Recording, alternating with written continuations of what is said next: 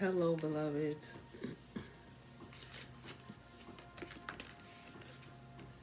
Our card for the day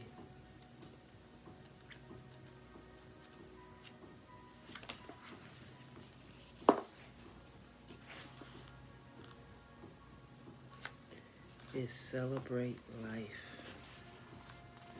Celebrate life.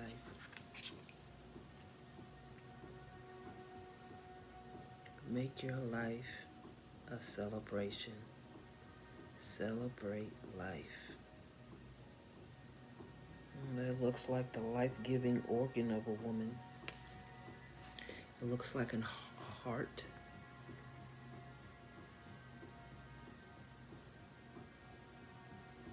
It looks like a seed penetrating layers.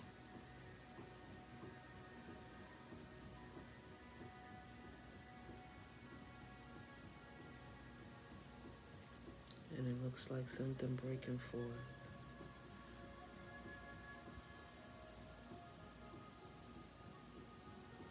Earth energy. Celebrate life. Make your life a celebration. Praise to God for his bounty. Every breath we breathe in prolongs life. When we exhale, it refreshes our soul. So there are two blessings in every breath we take, and we should be grateful for each blessing.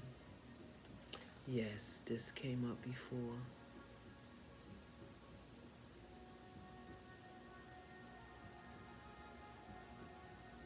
We breathe in life, and our exhale refreshes our soul. Sufis do not celebrate birthdays or wedding anniversaries. They celebrate achievements. They take every opportunity to celebrate even small achievements to encourage each other. It is their pleasure to attend joyful events and celebrate being together. In this poem, Sadie suggests that we celebrate the gift of life itself by being grateful for every breath we take. The oracle's message is to have gratitude for all you have, whether it is positive and a blessing to you or a negative experience which challenges you. It is encouraging you to pay attention to your needs and to have plenty of fun and share pleasant experiences. There is so much to be thankful for right now, and the more you focus on your blessings, the more likely you are to find yourself on the receiving end of the generosity and benevolence of the universe. Dear one, the road to thankfulness lies in the flow through your own soul. Gratitude can transform an ordinary day into a day of thanksgiving. Contentment in life comes when you can turn routine jobs into works of joy and change, ordinary opportunities into blessings. When you can turn routine jobs into works of joy and change ordinary opportunities into blessings. I'm blessed and I thank God for every day and everything that happens to me and for me. I give thanks for the light of my life, for my life and for my strength, and I give thanks for the joy of living.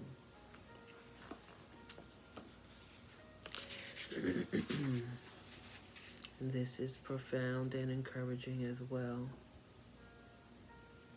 because it is true that the more you focus on the good things, whatever thing you feed the most, whatever thing you serve the most, whatever thing you think of or keep on your mind the most is the thing you're going to attract. It's the thing you're going to draw. I tell people frequently that anger comes to blind you and temporarily disable you. So the longer you stay angry, the longer you're disabled. the longer you're blinded and unable to be effective, unless you're someone who knows how to transform the negative energy into something positive. If you're able to change your mood quickly, not stay angry, not stay depressed, not stay somber or melancholy, that's excellent. I mentioned in a video earlier, turn this fan off. I mentioned in a video earlier how clapping, stomping your feet, dancing, movement are ways to get rid of, break up emotions, ground yourself, to align yourself um, back to heaven, back to the earth, back to the higher vibrations, the energy of love, the energy of success and abundance, the energy of blessings. It's important that we do that. That's why worship in the church, in religion, is pertinent, because it changes the atmosphere. It breaks up the fallow ground. It shakes off the residue of those things that might be hindering us or stopping us or causing us to have low energy and low vibration. The wind is kicking up. So that's very important. And gratitude, thankfulness, everything that comes to us that's not easy, that's not pleasing, is not always here to hurt and harm us. Some things are come to teach us, to grow us, to strengthen us, to help us grow up, help us evolve, help us toughen our skin. Everything does not come to hinder and destroy. But when things become hard, we should be focused on what is the lesson. What is it I'm supposed to learn from this, if anything? And if there's nothing, then you start speaking against it, banishing it, blocking it, destroying it. And then once you do that, you raise yourself back up to thankfulness, peace, joy, gratefulness. These things are important, because when you feel down and somber or angry, these are things that take a lot of energy. They take a lot of your time. They take a lot of your resources. And they're draining. And in most cases, they don't serve you unless you get grounded, unless you break up that fallow ground, unless you movement, stomp, dance, sing, do something that raises your vibrations, that brings joy. That could be singing, dancing, it could be art, it could be playing music, it could be going fishing, going for a walk. It could be anything that will relax you and raise your thankfulness, raise your gratitude. Anything that will break up the thing that is coming and becoming a weight on you, so that you don't operate in bondage. There's so many songs, so many scriptures, verses, affirmations, prayers that tell us to